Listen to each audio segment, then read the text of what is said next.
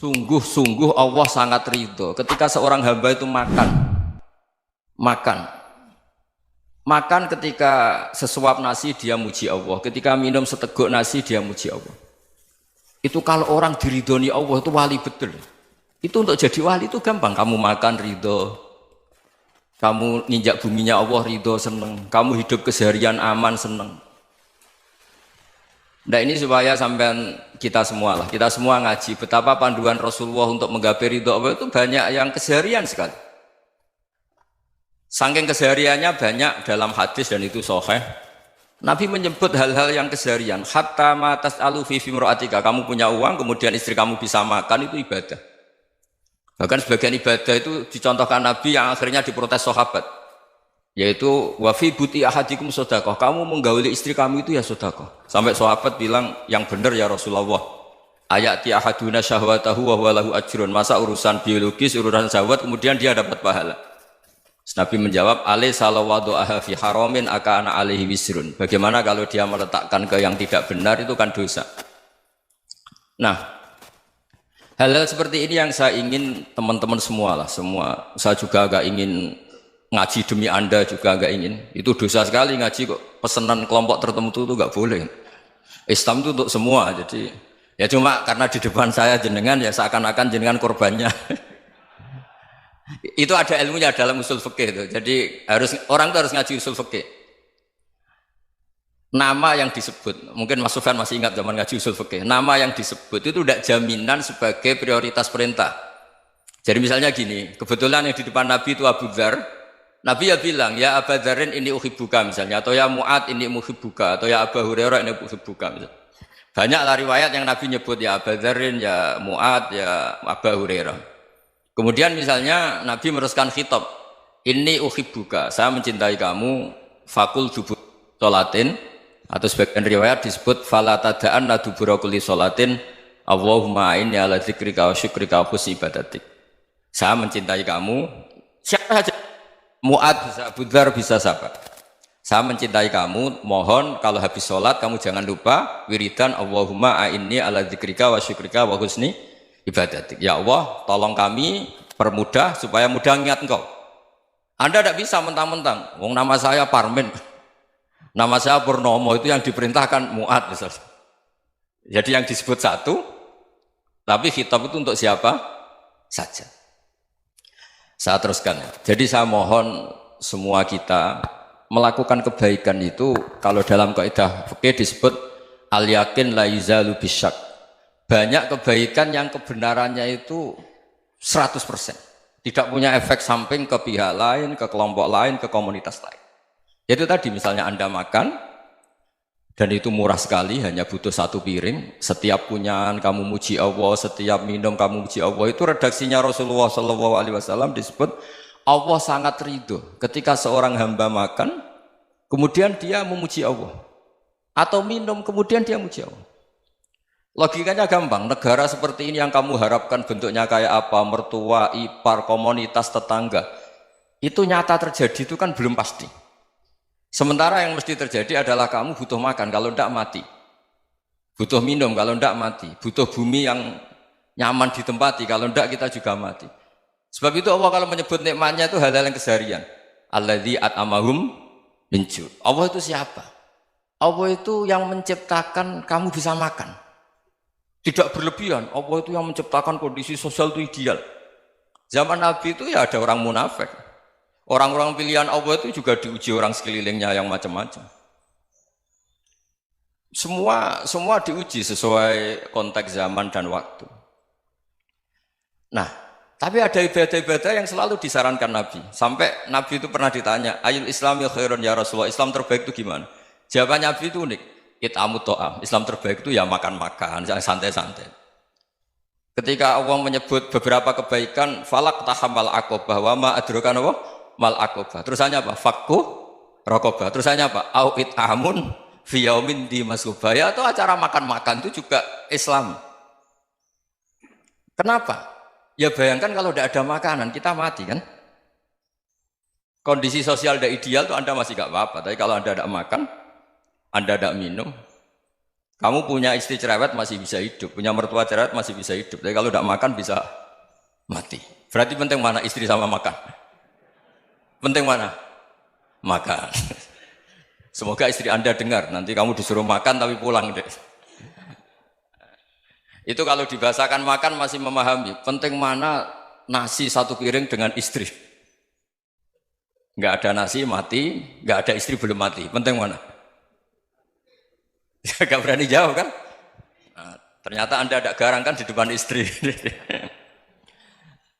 Jadi saya mohonlah, mungkin Mas Sufyan Sauri tadi yang bisa bantulah. Teman-teman tuh ngaji yang keseharian saja.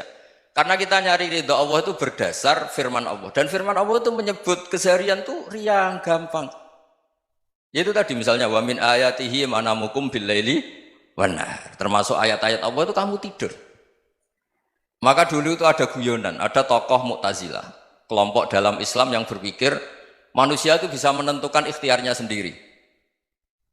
Karena saya bisa duduk, ingin berdiri, berdiri. Karena kelompok ini nggak terima kalau semua kehendak Allah, nanti bagaimana kalau semua kehendak Allah kok ada hisab ya, ada sanksi. Lucunya itu dia akhirnya, ini cerita ya, mencintai seorang perempuan, cantik sekali. Dan itu dia menjadi ahli sunnah itu oleh hal-hal yang sepele.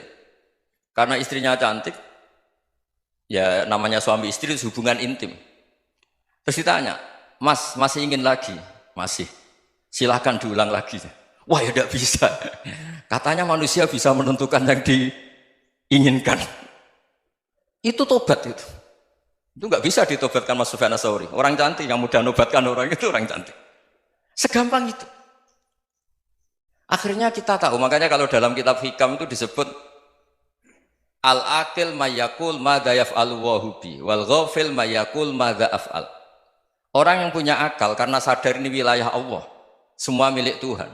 Itu dia tiap hari berpikir, besok Allah akan melakukan apa terhadap dunia ini. Kamu merencanakan suatu mau plesir, ternyata gempa. Mau wisata ke Rusia, ternyata perang. Kamu tidak pernah tahu apa yang akan terjadi besok. Wa ma tadri nafsum madza taksibu ghadan.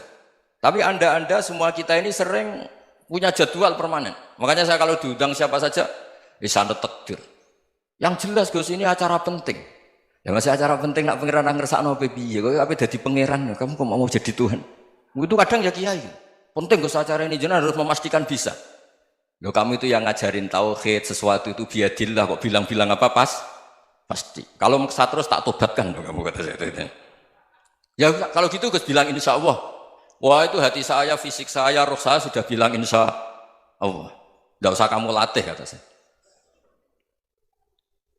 Nah hal-hal tauhid keseharian itu gampang sebetulnya. Wal ghafil yaqulu madza af'al. Tapi orang yang lupa Allah dia setiap hari bilang besok apa? Kita bisa melakukan apa? Seakan-akan dia itu aktor, dia penting, dia subjek permanen, dia. Padahal kita ini hanya objek kehendak Allah Subhanahu wa taala. Karena kita yakin sesuatu yang terjadi di alam raya ini kita tidak bisa apa-apa. Makanya saya sering ngaji, sering bilang saya, ketika Anda mensifati Allah, Dia yang menghidupkan. Sudah itu tanamkan sehingga ketika kita mati santai saja. Kenapa santai? Allah punya cara menghidupkan kita. Zaman kita hidup juga gak tahu caranya ngelola jantung, ngelola paru-paru. Kamu juga gak tahu ngelola oksigen yang tidak beracun, tidak ngandung polusi. Tahu-tahu hidup. Gak ingin tua ya tahu-tahu tua, gak ingin mati tahu-tahu mati. Selama ini kita hidup juga gak tahu apa sebetulnya. Hanya gaya tok, punya jadwal, punya planning. Kalau kamu bisa menentukan pilihan Anda, pasti Anda istrinya cantik, 4 neriman semua, kona'ah semua. Nyatanya enggak kan? Ada 1 jelek, cerewet. Oh itu kan, nyatanya enggak bisa apa-apa Anda kan? Dan kamu bawa mati lagi. Itu kan, istri Anda juga gitu, punya keinginan, punya suami yang ganteng, yang jabat, yang neriman, yang enggak poligami. Ya enggak kesampaian juga. Kalau kita ngitung tingkat kegagalan kita itu gagal terus. Ya kan? Nah, terus ingat Allah, madza yaf'alu wa bi. Orang yang punya akal selalu berpikir Allah itu menghendaki apa terhadap saya. Lalu sama-sama orang melihat orang yang serius. Itu kata Anda itu pemikir berat, serius. Senang punya tokoh yang merengut tuh, karena kamu anggap serius. Tapi sebagian orang anggap orang yang serius itu wong merengut, wong masam, wong muka kok ditekuk. Jadi sama Itu hati ya muqallibal qulub tsabbit qalbi ala dini. Karena kita nggak tahu cara berpikir kita tentang orang lain, tentang sekeliling kita. Misalnya kita orang baik yang jenis ngurmat fakir miskin. Ada orang bangun masjid mewah itu janggal. Apa artinya masjid mewah kalau banyak orang kelaparan? Tapi kalau yang jenis pendidikan apa artinya masjid mewah kalau tidak bisa ngaji? Nanti yang jenis infrastruktur apa artinya ini kalau semuanya punya sudut pandang yang berbeda-beda. Dan Islam mengapresiasi semua kebaikan. Tapi katakan semua kebaikan itu adalah kehendak Allah Subhanahu wa taala. Karena apapun baik Anda itu pakai fasilitas yang diberikan oleh Allah Subhanahu wa taala. Sehingga ini yang disebut qulillah tsumadarhum fi khawdihim yal'abun. Ya kembali tadi ke tema-tema bahwa keseharian Anda ini sudah Islami. Saat Anda tidak bisa melakukan apa saja. Saya sering ada jenazah, biasanya kalau tetangga meninggal saya sering disuruh ngelepas. Saya bilang orang ini baik karena sering ngelamun di rumah, sering nganggur di rumah. Ditanya sama anaknya, kenapa Gus nganggur baik? Ya kalau dia nganggur artinya juga gak berbuat sesuatu yang maksiat kan? Ya kan? Orang nganggur di rumahnya ya tidak bunuh orang, tidak maling, tidak korupsi, ya namanya nganggur di rumah. Lah cuma istri cara pandang nganggur gak menghasilkan uang itu. Tapi juga gak menghasilkan kriminal kan? Jadi sebenarnya Islam itu cara, makanya kalau sampai ngaji usul fikih itu ada kitab usul fikih namanya Lubul Usul, itu terkenal sekali di pesantren itu. Itu kalau ngapresiasi keseharian itu luar biasa. Izma min mubahin illa wa yatahaqqaqu bihi tarku haramimma. Karena keseharian yang mubah saat Anda lakukan itu ada kehebatan yang luar biasa, yaitu meninggalkan haram. Makanya dulu banyak orang-orang alim ketemu temannya itu guyon sampai semalaman. Itu biasanya yang semangat Islam itu kiai kok tidak tahajud, kiai kok tidak witir. Orang yang sedang mapan uangnya banyak, malam itu tidak kelayaban itu sudah luar biasa. Melawan nafsu supaya tidak maksiat itu sudah luar biasa. Supaya lupa guyon sama temannya semalaman sampai subuh. Gejlok-gejlokan ngenang zaman miskin, zaman kuliah nggak jelas, zaman apa. Melihatnya jangan takut tahajud. Seperti ini meninggalkan tahajud, tapi meninggalkannya ini talkul muharramat. Jadi kayak apa hebatnya? Sehingga Imam Ghazali punya riwayat yang agak unik. Hatta takuna ibadatu akhiri hadil ummah iku an-naum. Sehingga suatu saat ibadah terbaik umat ini itu tidur. Itu kan riwayat kontroversi. Ketika Imam Ghazali ditanya, kenapa iya? Kenapa kamu mulai keluar dari rumah itu sudah banyak maksiat? Melihat perempuan yang enggak mahram, melihat fenomena. Tapi kalau kamu tidur itu enggak melihat apa-apa. Tapi juga kamu jangan nganggap tidur itu ibadah betul. Saatnya melakukan fardu ain malah masih tidur. Tapi itu sudut pandang yang menjadikan kita Islam itu gampang. Jadi saat Anda tidak bisa aktivitas apa-apa, misalnya ada beberapa orang yang lumpuh. Lumpuh itu memang nggak bisa Jumatan, nggak bisa ibadah, tapi dia juga nggak bisa maksiat. Tidur itu memang Anda saat itu tidak bisa tahajud, tidak bisa witir, tapi saat itu ada zina, ada maling, tidak gosipkan orang, tidak bully orang, tidak menanamkan kebencian, tidak hasud. Sehingga tidur menurut Allah Ta'ala wa min ayatihi manamukum billaili apa? Wan-nahar. Karena di tidur itu selain ada unsur istirahat, jaga kestamina, juga ada unsur meninggalkan beberapa keburukan. Nah saya mohon ibadah yang keseharian ini kita jaga. Supaya kita semua baca ayat itu fasih. Fasih itu tertanam di hati. Allah itu siapa? Alladzi at'amahum min ju'i wa amanahum min khauf. Dan Allah kalau cerita di Quran itu anna sababnal ma'a sabba thumma syaqaqnal ardha wa syaqqa fa ambatna fiha habba wa inaba wa qadba wa zaituna wa nakhla wa hadaika hulba. Kamu tahu saya ini siapa kata Allah? Saya ini adalah Tuhan yang menurunkan air, kemudian ada tanaman banyak. Habba wa inaba wa qadba, ada zaitun, ada tin, kalau orang Jawa mungkin ada tela, ada padi, ada mangga, ada pisang. Sudah. Wa inaba wa zaituna wa nakhla wa hadaika hulba. Ada perkebunan yang lebat. Tujuannya apa? Mata Allahkum, silahkan kamu pakai, kamu nikmati. Tapi karena kadang kita ini punya ide-ide besar. Tadi untuk syukur saja nunggu punya istri riman, rumah baik, tetangga baik, komunitas baik, semuanya baik baru syukur. Lama-lama nanti ada di surga, syukurnya nunggu surga paling kelas A.